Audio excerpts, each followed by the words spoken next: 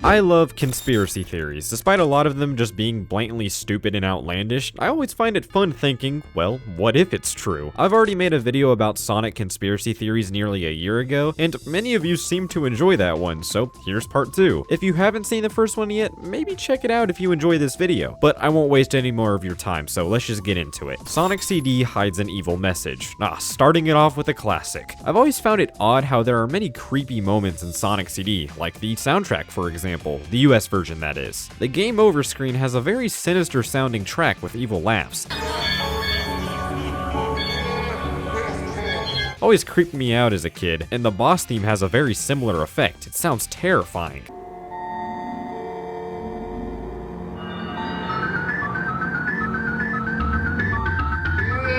Like, why were these tracks put in a Sonic game of all things? Yes, the Japanese/European soundtrack doesn't have any of this, and that's great, but it goes beyond that. There are many instances in the game where Sonic, well, game overs himself, I guess you could say. If you stand still in a level for too long, Sonic will just say, "I'm out of here," and leave. Now, you can interpret this however you want to, but there's also an unused sprite animation in the game files that shows, well, you can kinda just tell.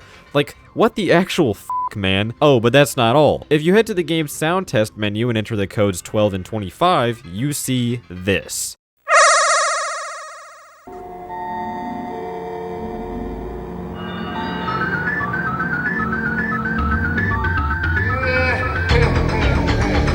Did you shit yourself? Don't be ashamed. I did too. We have this creepy pattern of Sonics with a weird humanoid face, and if you're playing with the US soundtrack, then that creepy boss music definitely doesn't help. And then the message translates to something along the lines of, "Fun is infinite at Sega Enterprises, signed by Majin." Majin supposedly means the devil. And you know what? I'm not even going to entertain this anymore. All of this has been debunked already. Some people thought that this was originally supposed to be some kind of anti-piracy screen, but no, it's really just supposed to be a funny Easter egg left in by one of the game designers. Majin, or Mazin, was a childhood nickname for Masato Nishimura, the game's landscape designer. So no, there's no demonic message or anything. But I still think it's kind of weird how there was just a bunch of downright creepy and kind of disturbing material put in this game. But no, this theory is unlikely. In fact, it's just not true. The Sonic 3 mural was used for Shadow's creation. This is another pretty popular one. Shadow the Hedgehog was introduced in Sonic Adventure 2, way after Sonic 3 was released. But something that people always wondered was, why is Shadow a hedgehog? Before Shadow, Gerald wanted the Bio-Lizard to be the ultimate life form. But when that failed, he created Shadow. But why a hedgehog of all things? Well, in Sonic 3, in the Hidden Palace Zone, there's a mural that's meant to depict Super Sonic going up against a godlike creature. This not only foreshadowed the ending of Sonic 3 and Knuckles, but it also implied that Sonic harnessing the Chaos energy was some sort of prophecy.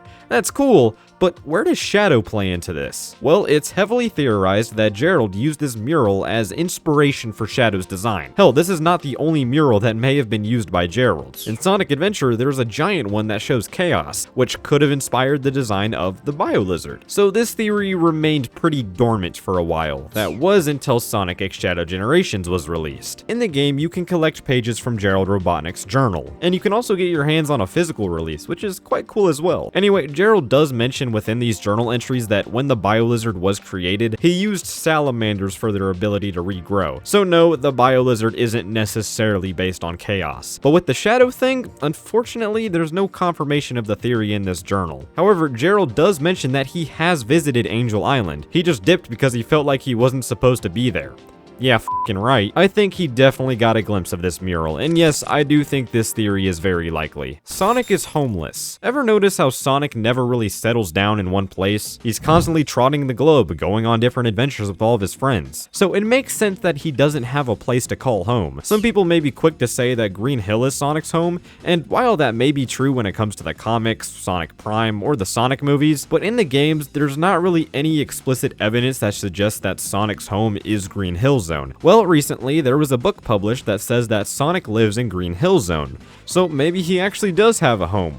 Yeah, still no. Chris, the associate lore manager for the Sonic series, replied to a post talking about this book, saying that it was a mistake and confirming that Sonic is actually homeless. In my opinion, I don't think Sonic really needs a home. I mean, in all seriousness, does the guy even sleep? He's constantly on the run, helping other people. He has no time to slow down and relax. But there's also a part of me that's like, well, come on, dude, is Sonic's home being Green Hill really that crazy to the point where they had to remove it from a book? But whatever, the theory is very likely. In fact, it's confirmed. The Sonic multiverse is real. The whole multiverse trope is pretty common in many pieces of media nowadays. In my opinion, it's almost overused to the point where multiverse stories nowadays just feel stale. I think we can all sort of tell that there's maybe some sort of multiverse going on in the Sonic series. I mean, think about it. How many interpretations of Sonic have we had alone? Classic Sonic, Modern Sonic, Prime Sonic, Boom Sonic, Movie Sonic, the list goes on.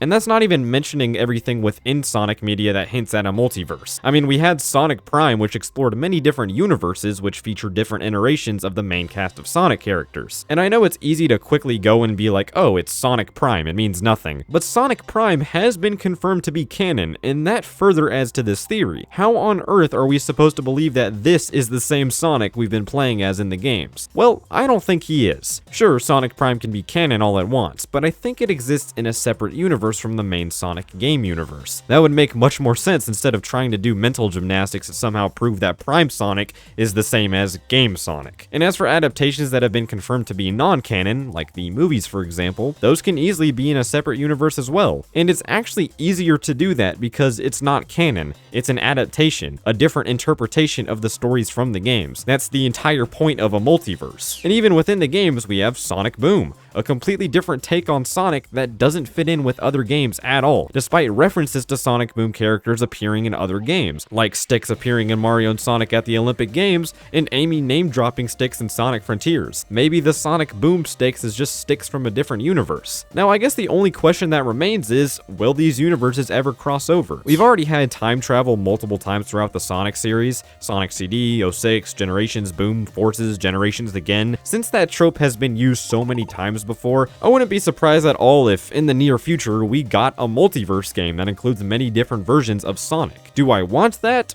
Absolutely not. Again, I don't like multiverse stories, but I do think Sega could be hinting at one big crossover moment between all of these different interpretations of the Sonic franchise, making this theory pretty likely in my book. Sonic is a criminal. One of the weirdest parts of Sonic Adventure 2 is that so many people mistook Sonic for Shadow. Amy thought Shadow was Sonic without taking a good look at him, and Sonic got jailed by Gun when they were going after Shadow. But it's really weird because they don't really look that similar. Sure, they're both hedgehogs, but they have different color palettes, different quills, you get the idea. But what if Gun was actually trying to capture Sonic the whole time? What if Sonic was rightfully captured? Well, that begs the question.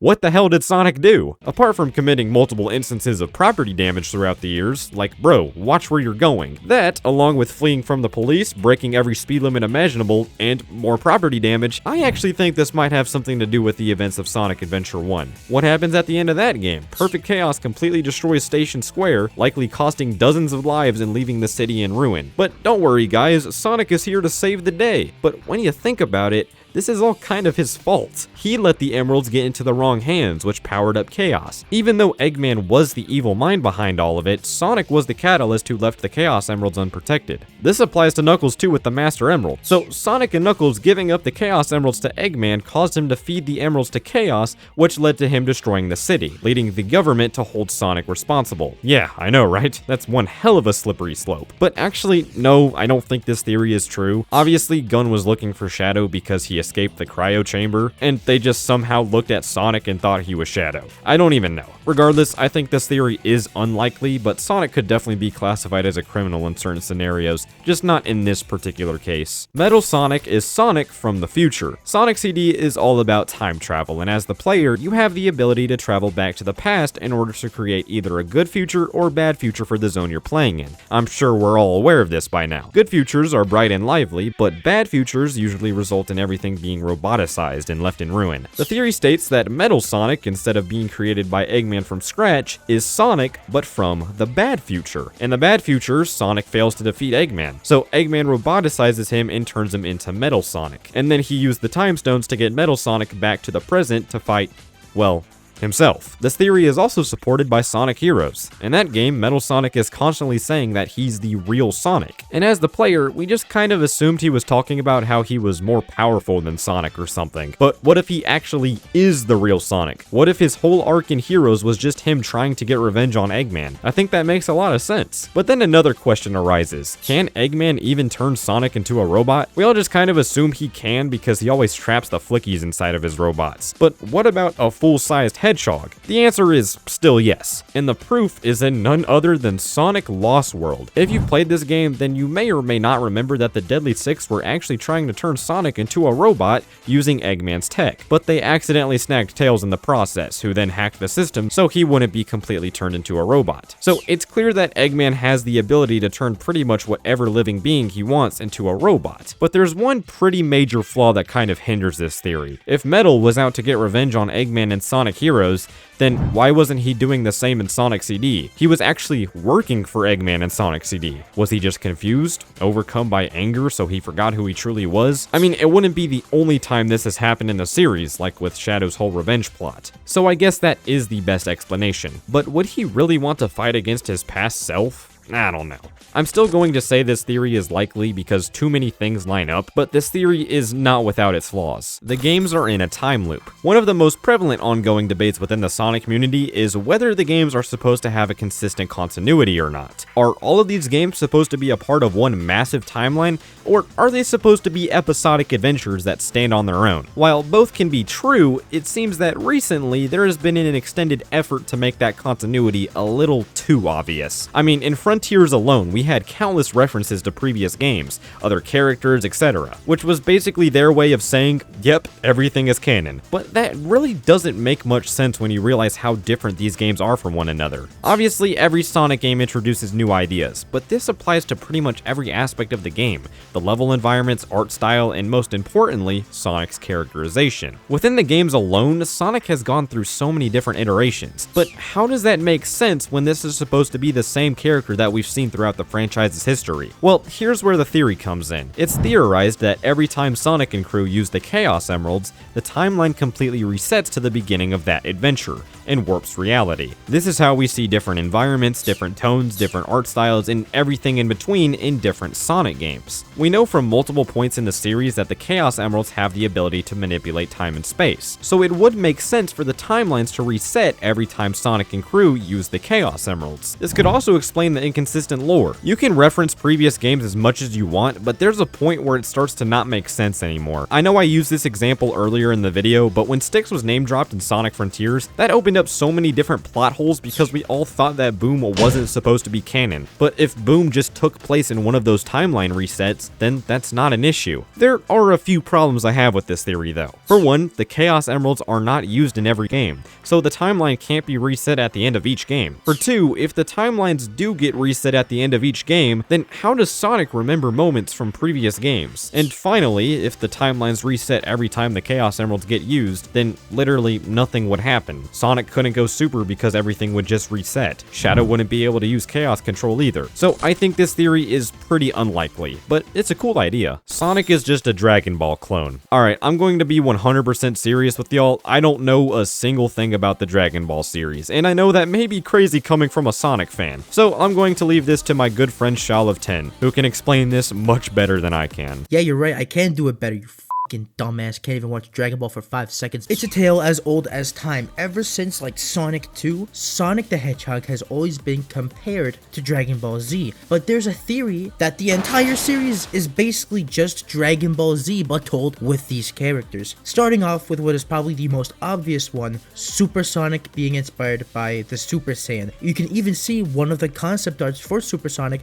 is a direct one-to-one pose with the first panel from Dragon Ball Z where Goku goes Super Saiyan. And also, it's interesting that after Sonic 2, the amount of emeralds changes from 6 to 7, almost like it's mirroring the 7 Dragon Balls. It's been said multiple times that Silver from Sonic 06 takes heavy inspiration from Trunks from Dragon Ball Z, and that Shadow takes heavy inspiration from Vegeta. Even one of his early concept arts, one of the keywords says Vegeta. Knuckles is constantly compared to Piccolo because they both used to be an enemy or a rival of the main character, but then turn to the good side. And one of my favorite theories is that the entirety of Sonic Frontiers Final Horizon is just a retelling of the Frieza saga from Dragon Ball Z. Sonic's friends try to find the 7 Chaos Emeralds, while Sonic is out training to become stronger to fight the main villain, who is a world-ending deity that can destroy planets, and it's only until Sonic unlocks a new form that he is able to defeat the world-ending deity. In Dragon Ball Z, Goku is out training while his friends go find the 7 Dragon Balls to try and defeat a world-ending deity, aka Frieza, and it's not until Goku finds a new form, aka Super Saiyan, that he is able to defeat the deity. And another major comparison is that the Cocos are mostly compared to the Namekians because they're the natives of the island, while the Namekians are the natives of planet Namek, and they're the only two that know the location of their respective MacGuffins. So yeah, when you add everything up, it's easy to see how Dragon Ball and Sonic are very similar, let's put it at that. You see, I wouldn't have to say any of this if Riley just watched the damn show! Sonic doesn't age. Despite the game seemingly taking place over several years, Sonic has always remained the same age. Now, while his actual current age is unconfirmed, game manuals tell us that he is around 15 to 16 years old, and he has been that age forever now. But why is that? Well, it's theorized that because Sonic goes so fast, time moves slower for him. Think of the scene in the first Sonic movie in the bar. When Sonic goes really fast, it looks as if time just slows down around him. What if that pauses his aging as well? This would explain why he hasn't really looked that much different over the years. But even if this theory isn't true, there still isn't any solid proof that Sonic actually does age. Like, does he even have a canonical age anymore? I don't really think it matters that much, but as for the theory itself, I think it's kind of likely, I guess. Sonic was an alien warning. Ending it off with by far the craziest and most outlandish Sonic theory I have ever seen. Basically, Sonic wasn't created to be a video game character. Well, he was, but his true intention was to serve as a warning of extraterrestrial life existing in our universe. Let me try to explain this. First, we have Sonic's design. He's supposed to be a hedgehog, but he shares many humanoid attributes as well, and he's blue. That, along with his big eyes and speedy abilities, make him a pretty good representation of what aliens could look like. And then the game itself was released in 1991, at the height of the space race, and at this time, UFO sightings were becoming more common. So they created a game with environments partially overrun by robots and machinery to show people what alien civilization could look like. And in earlier versions of Sonic 1, UFOs were present in the background, further adding to this theory. Then we have the Chaos Emeralds, which can symbolize extraterrestrial artifacts. The emeralds have the ability to manipulate time and space, which may have been implemented to show how that power could be possible if aliens existed. And Eggman abusing the powers of the emeralds serves as a warning of how that power could easily fall into the wrong hands and can be used for bad reasons. And then we have the Sonic movies. In the movies, the characters are explicitly stated to be aliens from another planet. And the movies were intentionally made this way to get Sonic back into the mainstream and make the audience familiar with his alien-like design again. The Sonic series as a whole was created with the intention of having the human race become familiar with extraterrestrial life. Okay, no, it wasn't. I don't even need to explain why this theory is just a load of horse shit. It's very, very, very unlikely, and that's all that needs to be said about that. Well, there you have it. That was another batch of Sonic conspiracy theories. While most of these are just not true in the slightest, they are really fun to think about, and that's why I really like talking about them. I also wanted to thank you guys again for the support on the first video. If you haven't seen that one yet, then maybe check it out. I'll leave a link at the end of the video. But let me know what you guys think about these theories in the comments down below. Which ones do you think are true? Which ones do you think are false? I'd love to hear your thoughts. But that's all for me. Thank you all so much for watching, and I'll see you all later. Goodbye.